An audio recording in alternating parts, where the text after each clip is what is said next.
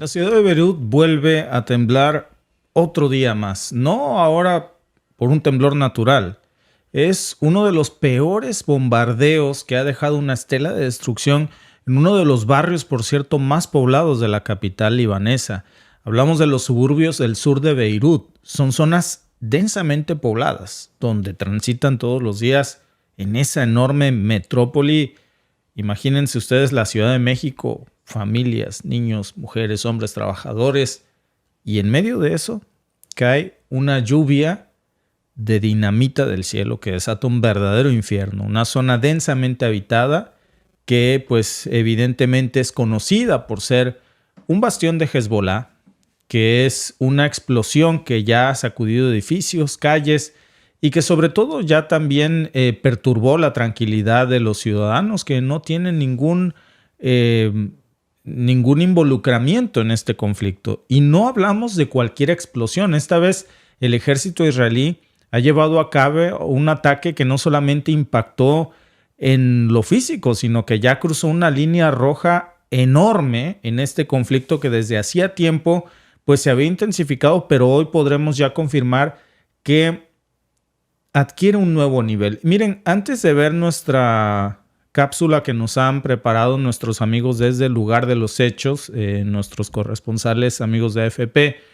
no perdamos en cuenta que cuando se habla de bastiones de Hezbollah, porque a mí me parece muy retorcida esta manera de verlo, hablamos de Beirut, hablamos por supuesto de una ciudad donde hay mujeres, niños, familias enteras que fueron dinamitadas, miles de personas que están siendo afectadas directa o indirectamente, cientos de heridos, decenas de muertos y por una sola persona que Israel quiso asesinar, pasó barriendo con la vida de miles de familias.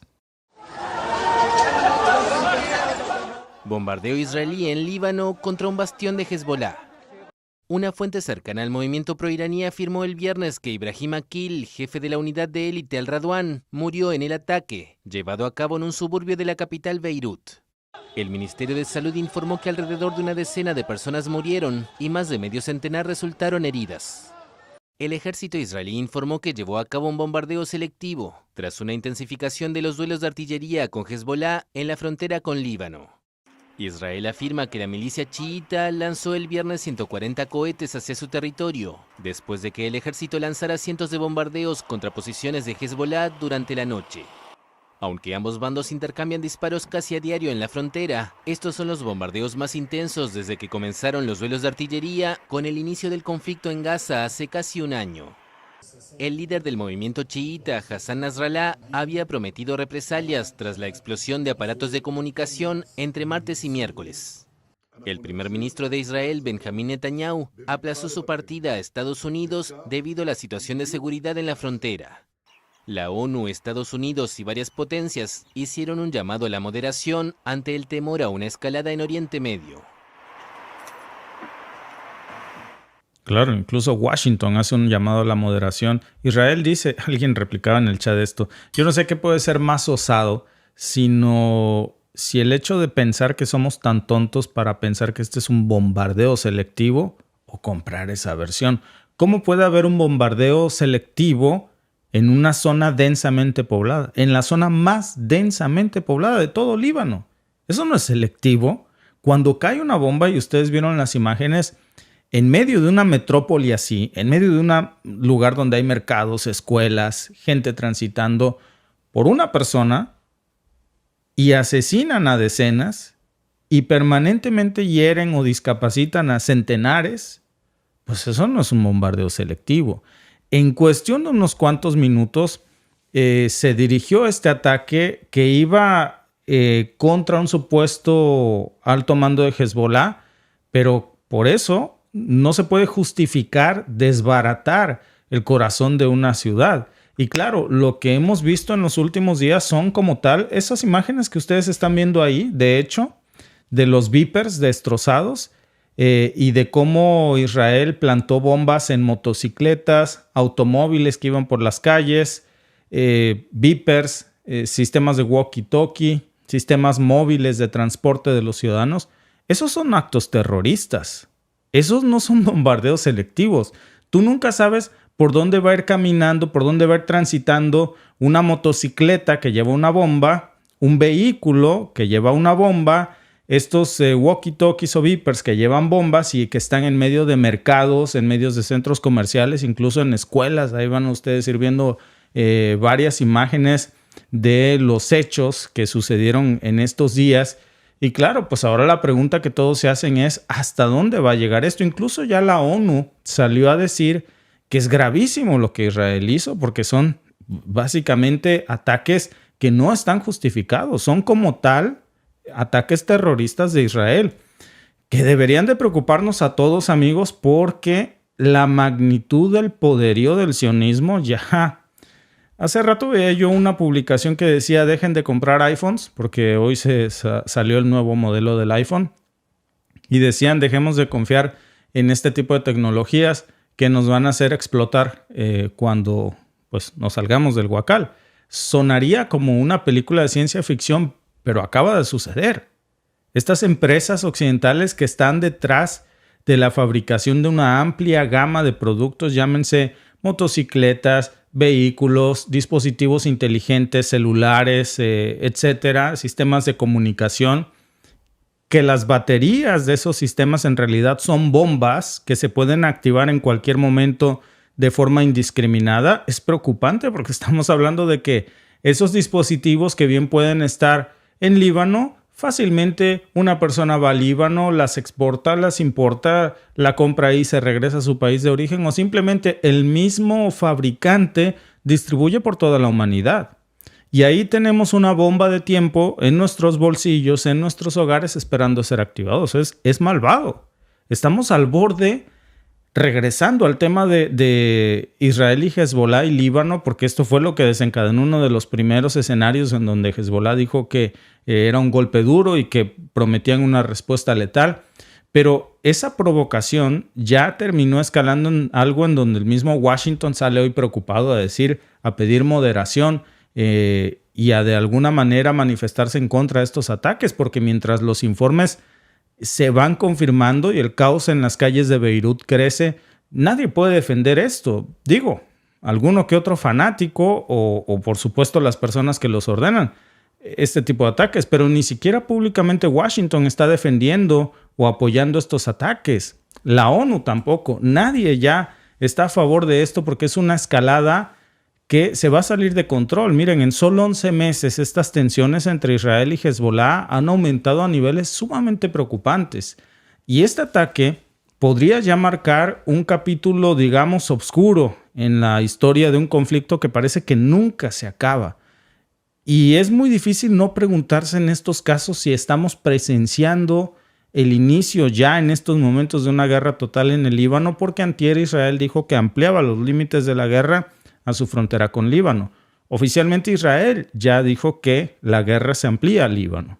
Entonces, ya hemos visto desde antes, y para ser más concretos desde el mes de julio, cómo las cosas empezaron a calentarse muy rápido. Vimos cómo Israel atacaba figuras claves de Hezbollah, como el jefe del Estado Mayor, Fahd Shukr. Esa pues fue una movida que encendió las alarmas en todo Líbano y mucho más allá del Líbano. Ahora con este nuevo ataque pues parece que estamos subiendo otro peldaño en la escalada de violencia. Y lo que hace que este evento sea todavía más preocupante, y yo creo que es importante decir esto, es la ubicación en donde se da. Porque ya no estamos hablando de lo que antier dijo Israel, de que se ampliaba la guerra a la frontera con Líbano. Estamos hablando de un barrio lleno de familias, un barrio de edificios residenciales, un lugar donde viven personas, niños, familias enteras. ¿Qué pasa cuando un ataque dirigido así a un líder militar termina con la vida de civiles inocentes? ¿Dónde queda la línea entre lo militar y lo civil en un conflicto que parece no tener reglas claras? En la mañana veía yo, por cierto, un video desgarrador en la plataforma X. Yo creo que ustedes lo pueden buscar si quieren. Yo lo vi por accidente, francamente, pero no es algo que me guste ver. Una persona sosteniendo la cabeza de una niña de 8 años y decía, esta era una niña de 8 años, solo queda su cabeza, su cuerpo se desintegró producto de estos bombardeos en el Líbano. Es una niña inocente, obviamente, 8 años. Y ahora la gente en Beirut, pues, está en un estado de alerta máxima. Y esto ya llevaba semanas, meses de advertirse. Y no es la primera vez que estas explosiones y ataques aéreos, claro, irrumpen en el Líbano. Apenas hace unos días ya hablábamos justo aquí cómo miles de heridos fueron reportados gracias a estos ataques atribuidos a Israel de dispositivos que explotaban todo, motocicletas, vehículos, Vipers. El Mossad estuvo planeando esto por muchos meses, dispositivos móviles de comunicación, cosas que traían, incluso se ven imágenes que ustedes la podrán ver por ahí, de cómo en zonas como mercados explotan, la gente que estaba ahí a un lado simplemente se queda pasmada y el que no, pues queda en el suelo. La escalada ya fue después de eso increíble porque la retórica ha sido cada vez más agresiva y Hezbollah, que pues hasta este momento no ha declarado una guerra, ya antier Israel dijo que ampliaba los límites de la guerra a la frontera con Líbano. Hezbollah no ha hecho alguna declaración si ellos también declaran la guerra a las fronteras con Israel, pero lo que sí estamos viendo es una escalada ya en toda proporción, en toda regla, porque Hezbollah ya salió y lo que sí dijo fue que no quería una guerra total hasta ahora. Pero ¿cuánto más va a aguantar esta postura si seguimos viendo estos ataques continuos a la capital del Líbano, a zonas densamente pobladas? Porque hablamos de un grupo, cuando tocamos el tema de Hezbollah, que tiene misiles de precisión de largo alcance, y esto es algo que no podemos nosotros ignorar, que son capaces de golpear cualquier parte de Israel. ¿Y qué va a pasar cuando decidan usarlos? Porque hasta ahora se han lanzado cohetes que han sido pues, relativamente ataques moderados, 150, 200, es nada. Es nada comparado con una fuerza que sabemos que tiene más de 150,000 cohetes activos, listos para dispararlos. Y todos sabemos que esa línea puede cambiar en cualquier momento porque las imágenes que nos llegan desde el lugar de los ataques que ustedes están viendo, pues pueden ustedes ver ahí edificios destruidos, autos totalmente volteados, escombros por todas partes, en viviendas, en casas, en escuelas, en toda la zona que era una ciudad, que la capital libanesa, pues, que ahora pues es centro de estos ataques. Ya el sur del Líbano, pues es una región que de por sí siempre ha estado con estos conflictos entre Israel y Hezbollah. Siempre lamentablemente han sido víctima de esto, pero ahora también están siendo bombardeados en su capital. Y Líbano pues ya ha contestado a través de Hezbollah lanzando 100 cohetes el día de ayer. La respuesta de Israel fue inmediata, la vimos hoy, y es un intercambio de fuego que solo es el comienzo, al parecer, de algo mucho más grande, porque no parece que ninguna de las partes esté dispuesta a tener un poco de prudencia. Hezbollah está en una posición en estos momentos bastante complicada porque desde que inició esta escalada, pues han intentado mantener esos ataques dentro de un rango que podríamos llamar un marco controlado. Y pensamos que Israel también iba a controlar esta guerra dentro de una franja. Ellos mismos habían dicho que se iba a limitar a la zona fronteriza, pero ahora extiende los ataques a la capital. Entonces, la realidad de las cosas es que este conflicto se está saliendo de proporciones más rápido de lo que todos pensábamos. Ya se cruzaron las líneas rojas demasiadas veces en los últimos meses. Y no es solamente una cuestión de estos ataques que no tienen nada de selectivos, no nos engañemos. Son acciones dentro de áreas residenciales, como lo vimos en este último ataque en Beirut. Y esto cambia todo el juego por completo, porque según los informes recientes, el Consejo de Seguridad de la ONU lo confirmó también. Los civiles son los que más van a sufrir en este conflicto en ambos lados. Y no es algo de lo que Israel tampoco vaya a salir bien librado. Ni Líbano ni Israel. Por supuesto, Líbano va a pagar la peor parte de esta guerra. Eso que no nos quede duda. Pero Israel tampoco se va a ir ileso. Y esto es algo en donde van a quedar cruzadas las vidas de víctimas de ambos lados de una manera lamentable. Ya hemos visto que ayer se pronunció un cerco informativo. De hecho, hay una prohibición en Israel. Israel es el país, el estado de todo el mundo que tiene más prohibiciones en materia de restricciones militares y de difusión de información, está prohibido en los medios israelíes en estos momentos hacer cualquier grabación, incluso por civiles israelíes, de las zonas fronterizas o en lugares donde hay ataques. Donde hay ataques nadie puede sacar un teléfono móvil, nadie puede grabar, nadie puede tomar una fotografía. Y por supuesto que esta es la antesala de una gran mentira que nos van a vender en los próximos días, en donde lo mostrábamos el otro día con el ataque que lanzó Yemen a Israel con un misil hipersónico que rompió las defensas, el escudo, el domo de hierro israelí, que logró impactar en Tel Aviv.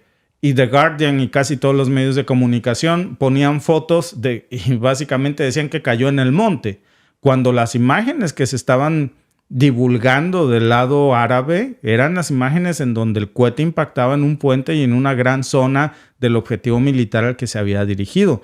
Ahora va a ser cada vez más difícil obtener estas imágenes. Ningún corresponsal de guerra, ninguna agencia informativa puede difundir imágenes de estas zonas de conflictos del lado israelí.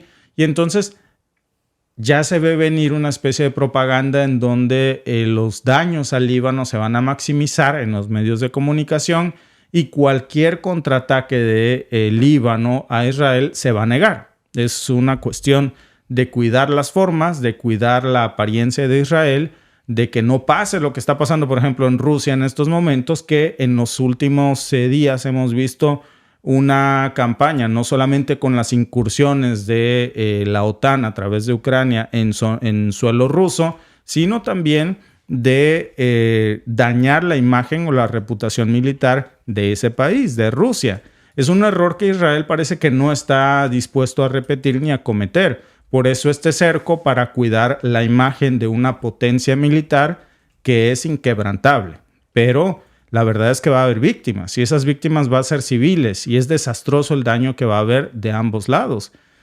Eso sin hablar del costo económico que va a ser devastador. Ya hemos visto cómo todos estos enfrentamientos entre Líbano e Israel, las pérdidas económicas siempre son enormes. Tan solo en Líbano, en los últimos años, las pérdidas han superado los $3,000 millones gracias a estos conflictos. Entonces, son cantidades, por supuesto, astronómicas. También Israel va a perder muchísimo dinero, pero el costo va a ser devastador porque aquí no hablamos de un Hamas.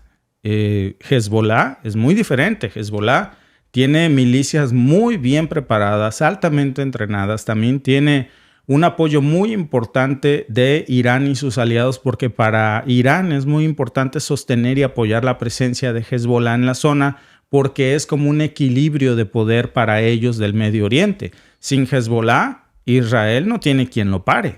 Y entonces, a pesar de todo esto, pues por eso estamos viendo hasta este momento cierta contención, pero no sabemos cuánto más se va a poder contener esta guerra, porque mientras más ataques aéreos como los que acabamos de ver hoy sucedan en el Líbano, pues la presión interna dentro de Hezbollah va a crecer, y también de Irán para respaldarlos, y a su vez de Rusia para respaldar a su aliado Irán, que está, como decimos en México, amor con amor se paga. Irán está mandando en estos momentos misiles a Rusia, pues está enviándole material bélico a Rusia para que los use en Ucrania, seguramente con la condición de que al primer llamado de auxilio Rusia salga también en apoyo de Irán. Y ese llamado seguramente también tendrá implicaciones aquí. Muchos de estos líderes, digamos intermediarios, ya están clamando por una respuesta más agresiva, sobre todo del lado libanés. Entonces, cuando hablan de una respuesta más agresiva, claro que están hablando de usar misiles de precisión de largo alcance, no estos cohetes que vimos anoche de Líbano. Incluso el propio secretario general de Hezbollah, Hassan Nasrallah, ya había dicho, y hay que recordar esto apenas hace unos días, que no iban a dudar en usar toda su fuerza si sentían que su supervivencia estaba en riesgo. Y entonces, pues vemos cómo Israel sigue movilizando tropas a lo largo de la frontera libanesa, cómo se siguen preparando para una invasión terrestre, y las lecciones de guerra del 2006 pues todavía están muy fresquecitas para los libaneses. Ellos saben lo que sigue después de esto. Es la antesala de una desgracia. Nada más que, cuidado porque esta vez el escenario va a ser mucho peor. No solamente estamos hablando de una batalla de tierra. Los libaneses se han preparado para esto, Hezbollah. Y entonces hablamos de la posibilidad de que reviente un conflicto aéreo que tiene el potencial para extenderse por todo Medio Oriente. Y si no creemos que esto puede pasar, hay que recordar que Hezbollah no está solo, repito. Ahí está Irán, que es uno de sus principales aliados, que está mirando muy de cerca esta situación, que no es ningún secreto que Teherán tiene un interés muy importante en mantener a Hezbollah como un contrapeso para Israel en la región. Y entonces, ¿qué sigue? Hezbollah e Israel están jugando con fuego. Y cada día que pasa sin un cese al fuego, el riesgo de que esta guerra se salga de control es casi inevitable porque ninguno de los dos bandos está dispuesto a ceder. Y porque si no lo hacen, pues todo Medio Oriente se va a ir al borde de una catástrofe total. Y eso no es una exageración. Yo creo, Alba, que nos quedamos cortos.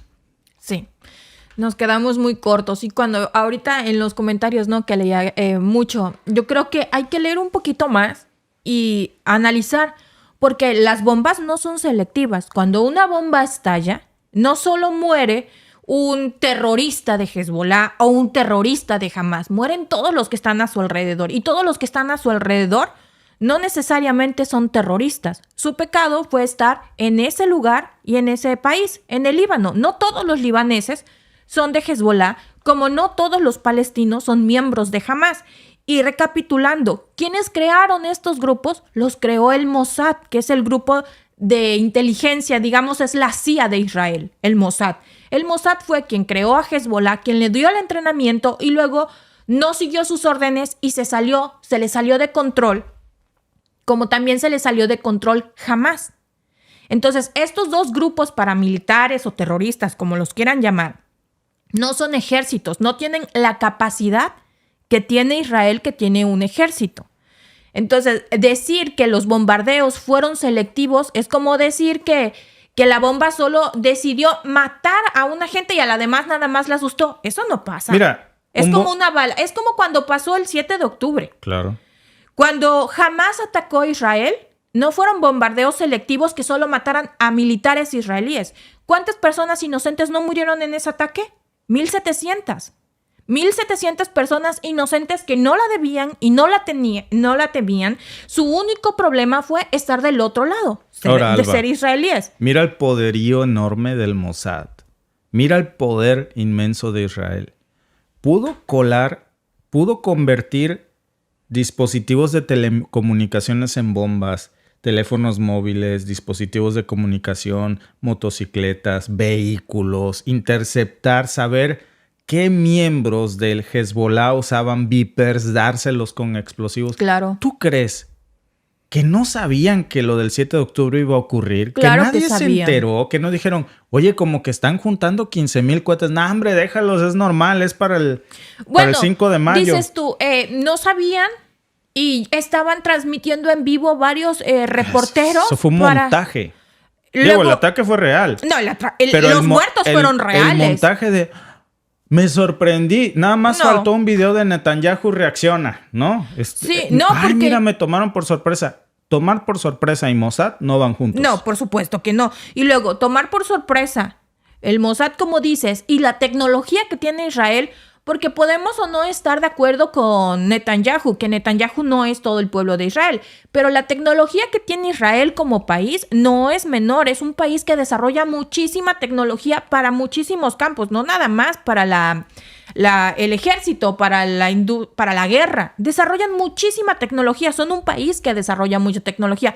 ¿Ustedes creen que no tenían la tecnología para saber qué están haciendo sus vecinos? Sobre todo cuando se han dedicado a robarle tierra a Cisjordania, a Líbano, a Palestina, a todos los de al lado. Se han dedicado a poner colonias que mismo la ONU ha dicho que son ilegales, pero ya saben, Israel corre con Estados Unidos y el tío Biden sale y regaña a la ONU porque le llama la atención. Israel es un invento occidental. Claro. Pero ojo con esto, Israel... No se confundan con el pueblo bíblico. Israel es el Estado. El pueblo de Israel es ancestral. Por cierto que es importante decirlo, todo este chistecito está tentando contra el pueblo de Israel.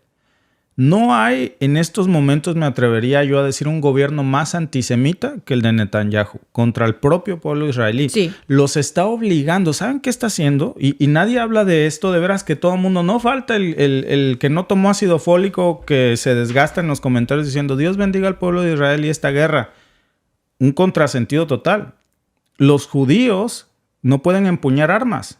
Los judíos ultraortodoxos, los judíos ortodoxos, los judíos que más metidos están en su religión, tienen prohibido hacer eso. No empuñan armas, no se enlistan en el ejército.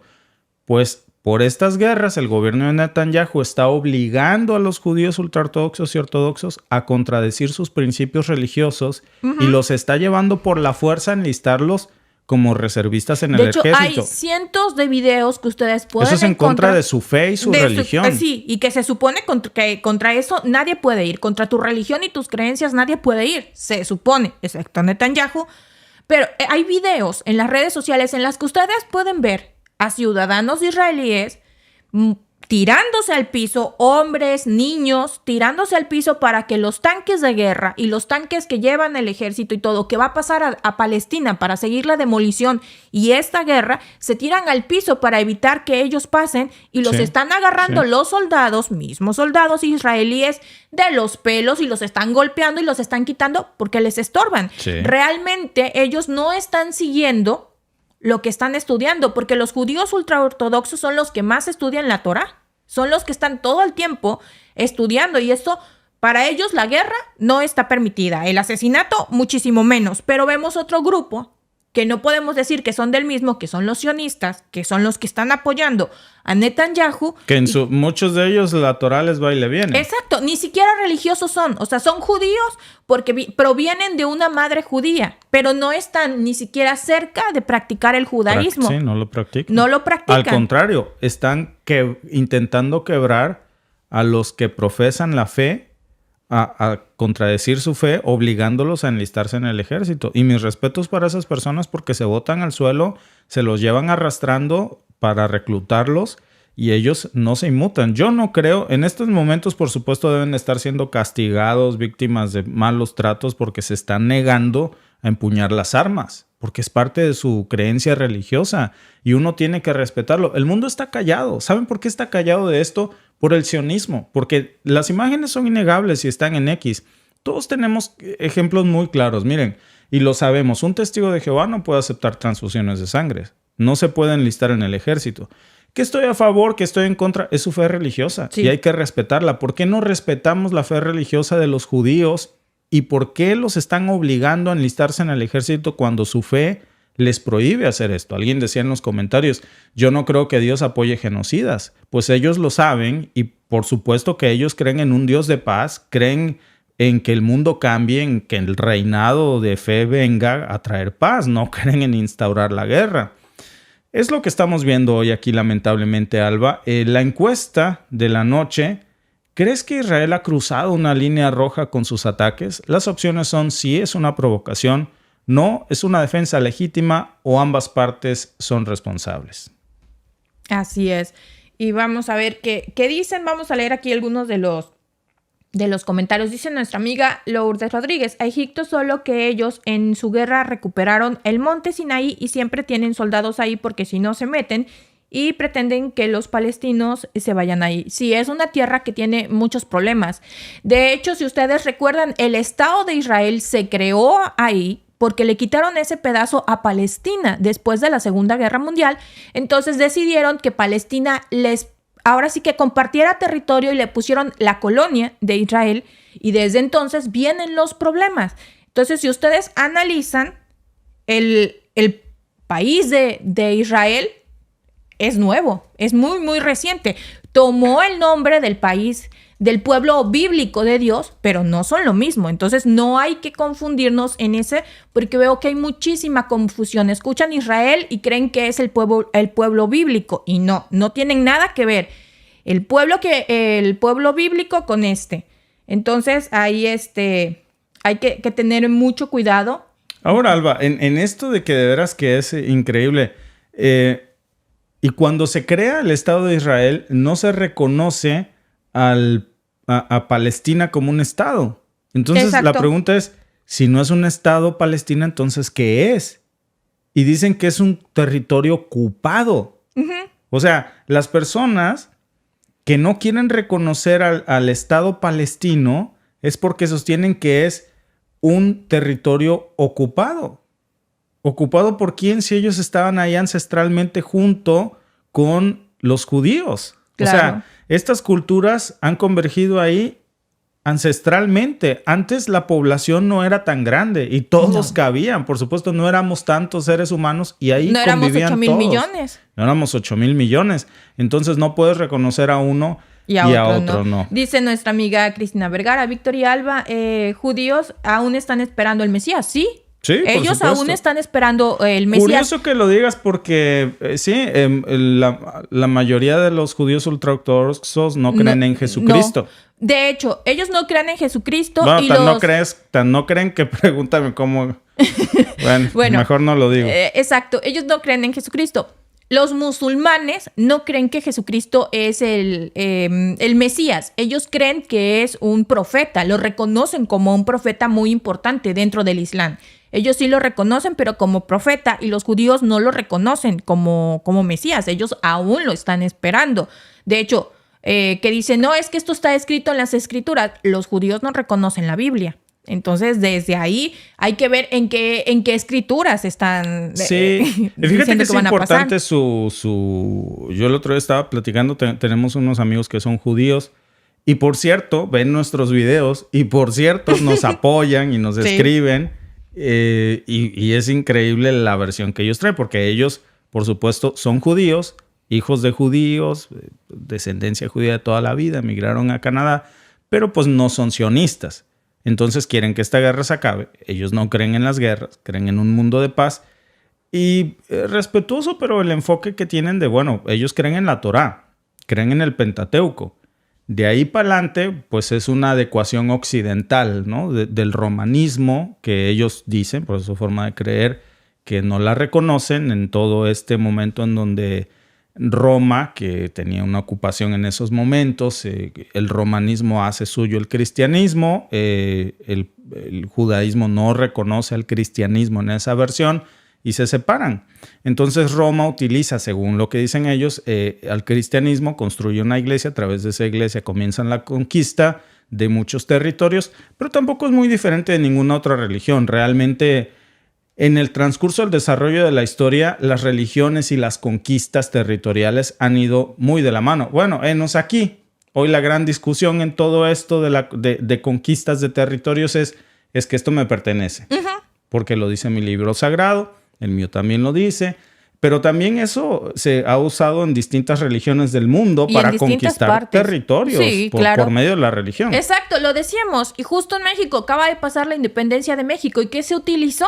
Para que la gente se uniera al coro Hidalgo, el estandarte de la Virgen de Guadalupe, la religión. ¿Y qué se usó para conquistar América también? Sobre todo, por los españoles, la conquista española, la religión. La religión. Y curiosamente la religión... A punta de lanza nos las metieron. Pues, es la Santa Inquisición. Sí, claro. A punta de eso... No, y también cuando llegaban y los primeros habitantes, los indígenas que no querían convertirse a la religión eran asesinados porque eran brujos, un montón de cosas. Sí. O sea, tenías que... Y les cambiaban el nombre. Porque teníamos otros nombres y entonces nos metieron los nombres que tenemos ahora comúnmente. Porque Guadalupe no es un nombre mexicano.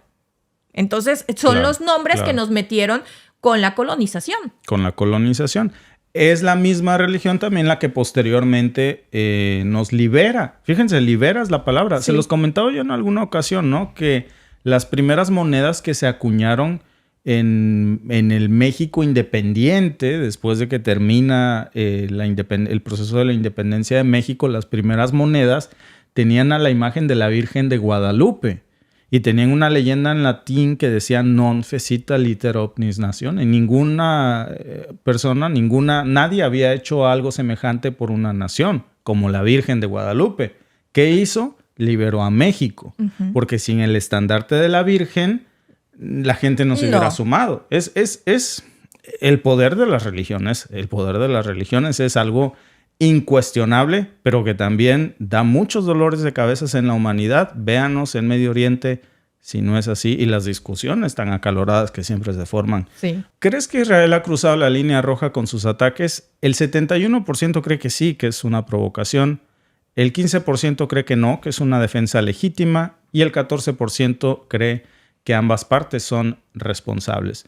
Gracias por vernos. Si te ha gustado este clip, síguenos en vivo para ver nuestro programa completo de lunes a viernes en nuestros canales de YouTube y Facebook. Suscríbete, comparte con tus amigos y déjanos tus comentarios. Te esperamos en vivo.